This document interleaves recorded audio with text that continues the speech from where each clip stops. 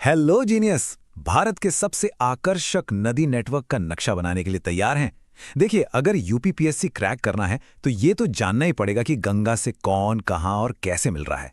तो चलिए कुछ हाई यील्ड फैक्ट्स के साथ थोड़ी मस्ती हो जाए। कल्ट इंडिया में आपका स्वागत है, जहां हम कॉम्पिटिटिव एग्जाम्स की तैयारी आसान और मजेदार तरीके से करते हैं।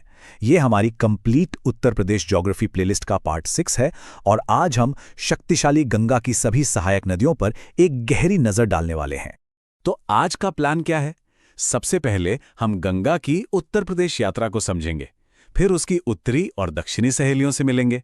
इसके बाद एग्जाम के सबसे जरूरी हॉटस्पॉट देखेंगे और आखिर में एक क्विक रिवीजन और टेस्ट के साथ इस टॉपिक को हमेशा के लिए दिमाग में लॉक कर देंगे। तो चलिए शुरू करते हैं हमारी कहानी की मेन कैरेक्टर यानी गंगा की उत्तर प्रदेश में शानदार यात्रा के साथ। जरा इस नंबर पर गौर कीजिए, 1140 किलोमीटर। जी हां, गंगा उत्तर प्रदेश में इतना लंबा सफर तय करती है। सच में यह इस प्रदेश की लाइफलाइन है। और पता है, इस लंबे सफर में ये नदी उत्तर प्रदेश के एक दो नहीं बल्कि पूरे 28 जिलों से होकर गुजरती है। जरा सोचिए इसका असर कितना बड़ा होगा। और ये आ गया एग्जामिनर का सबसे फेवरेट सवाल। गंगा की ग्रैंड एंट्री होती है बिजनौर जिले से और ये शानदार विदाई लेती है बलिया जिले से।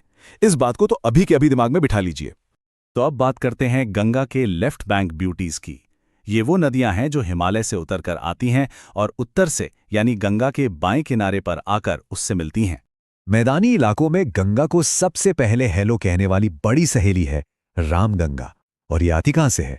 इसका उद्गम होता है उत्तराखंड की दूधातोली रेंज से और ये कन्नौज के पास गंगा से मिल जाती है। और हां, एग्जाम का हॉट फैक्ट सुनिए, ये नदी जिम कॉर्बेट नेशनल पार्क के ठीक बीच से होकर बहती है ना कमाल की बात। अब मिलिए हमारी लोकल स्वीटहार्ट से, गोमती। ये बहुत बहुत खास है। क्यों? क्योंकि इसका जन्म पहाड़ों में नहीं हुआ बल्कि उत्तर प्रदेश के पीलीभीत में गोमत ताल, जिसे फुलहर झील भी कहते हैं, से होता है। यही बात इसे परीक्षा के लिए सुपर इंपॉर्टेंट बना देती है कि एक मैदानी नदी है। हमारी राजधानी लखनऊ इसी के किनारे बसी है और ये गाजीपुर के कैथी में गंगा से मिल जाती है। और अब बारी है बड़ी बहन की, घाघरा, जिसे हम सब पवित्र सरयू के नाम से भी जानते हैं। और ये निकलती है सीधा तिब्बत के पठार पर मौजूद मापचौंगो ग्लेशियर से। और सबसे खास बात क्या है? ये आयतन यानी पानी की मात्रा के हिसाब से गंगा की सबसे बड़ी सहायक नदी है, सबसे बड़ी। और ये बलिया की सीमा के पास बिहार के छपरा में गंगा से मिलती है। चलिए अब नदी के दूसरी तरफ चलते हैं, गंगा के दाहिने किनारे पर, और यहां मिलते हैं राइट बैंक पावर हाउसेस से। ये नदियां पेनिनसुलर प्लेटो यानी प्रायद्वीपीय पठार से आती हैं और इनमें सच में एक अलग ही दम है। और इनमें सबसे खास, सबसे प्रमुख है गंगा की सबसे लंबी और पसंदीदा साथी यमुना। अरे ये सिर्फ एक नदी नहीं है, ये तो अपने आप में एक पूरा रिवर सिस्टम है जो यमुनोत्री ग्लेशियर से निकलकर सीधा पहुंचती है प्रयागराज के ऐतिहासिक त्रिवेणी संगम पर, जहां ये गंगा से मिलती है। और ये पॉइंट बहुत जरूरी है, नोट कर लीजिए। संगम पर यमुना लगभग 58.5% पानी का योगदान करती है, मतलब आधे से भी ज्यादा। अच्छा, अब एक ऐसी नदी की बात करते हैं जो थोड़ी कंफ्यूजिंग है लेकिन एग्जाम के लिए बहुत जरूरी है। यह है दक्षिणी जुड़वा टोन्स, जिसे तमसा भी कहते हैं। और ये मध्य प्रदेश की कैमूर रेंज से निकलती है और प्रयागराज जिले के सिरसा में गंगा से मिलती है। अब परीक्षा के लिए सबसे जरूरी बात क्या है?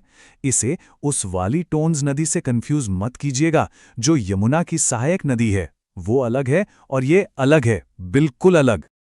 ठीक है, तो अब तक जो भी पढ़ा उसे समेटने का टाइम आ गया है। चलिए अब कुछ ऐसे हाई यील्ड फैक्ट्स पर नजर डालते हैं जो सीधे सीधे एग्जाम में छपते हैं।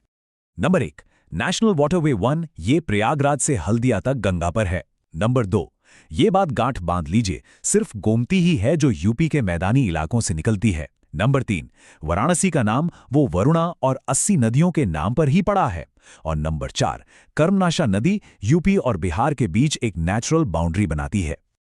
और अब प्रीवियस ईयर क्वेश्चंस का एक हॉट टॉपिक, यूपी में संगमों का पश्चिम से पूर्व का क्रम क्या है? ध्यान से सुनिए। सबसे पश्चिम में कन्नौज में रामगंगा, फिर प्रयागराज में यमुना उसके बाद सिरसा में टॉन्स और सबसे पूर्व में गाजीपुर में गोमती। ये सीक्वेंस सीधे सीधे पूछ लिया जाता है। बहुत बढ़िया। चलिए अब एक क्विक फायर रिवीजन राउंड हो जाए ताकि ये सारी जानकारी दिमाग में एकदम सेट हो जाए। तो चलिए फटाफट दोहराते हैं। गंगा की एंट्री बिजनौर से, एग्जिट बलिया से। उत्तर से कौन कौन मिलती है?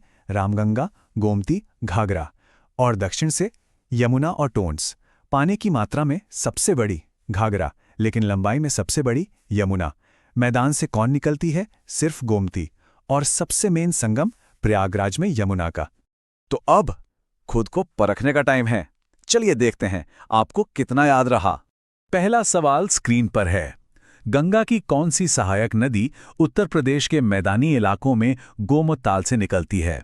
आपके ऑप्शंस हैं ए रामगंगा, बी घाघरा, सी गोमती या फिर डी यमुना। सोचिए सोचिए।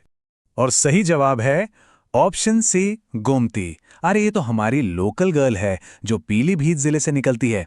अगला सवाल ध्यान दीजिएगा। आयतन के हिसाब से गंगा की सबसे बड़ी सहायक नदी कौन सी है? ए यमुना, बी घाघरा, सी सोन या डी गंडक। इसका सही जवाब है बी घाघरा। याद रखिएगा, यमुना सबसे लंबी जरूर है, लेकिन पार्टी में सबसे ज्यादा पानी तो घाघरा ही लाती है। और ये रहा आज का आखिरी सवाल। यूपी में गंगा पर इन संगमों को पश्चिम से पूर्व की ओर लगाइए। नंबर 1 प्रयागराज में यमुना, नंबर 2 गाजीपुर में गोमती और नंबर 3 कन्नौज में रामगंगा। तो सही क्रम क्या है? सबसे पहले रामगंगा 3, फिर यमुना 1 और आखिर में गोमती 2। मैप हमेशा दिमाग में रखना है। तो ये था हमारा complete Uttar Pradesh geography series का पार्ट 6। आप जिस भी एग्जाम की तैयारी कर रहे हैं उसका नाम नीचे कमेंट्स में बताइए और अपनी तैयारी को स्टेप बाय स्टेप पूरा करने के लिए प्लेलिस्ट का अगला पार्ट जरूर देखिए।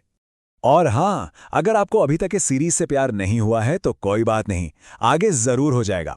और अगर आप यूपीएससी, यूपीपीएससी, नाबार्ड या एफसीआई क्रैक करने को लेकर वाकई में सीरियस हैं तो अभी सब्सक्राइब कीजिए और इस पूरी ज्योग्राफी प्लेलिस्ट को बिना स्किप किए खत्म कीजिए।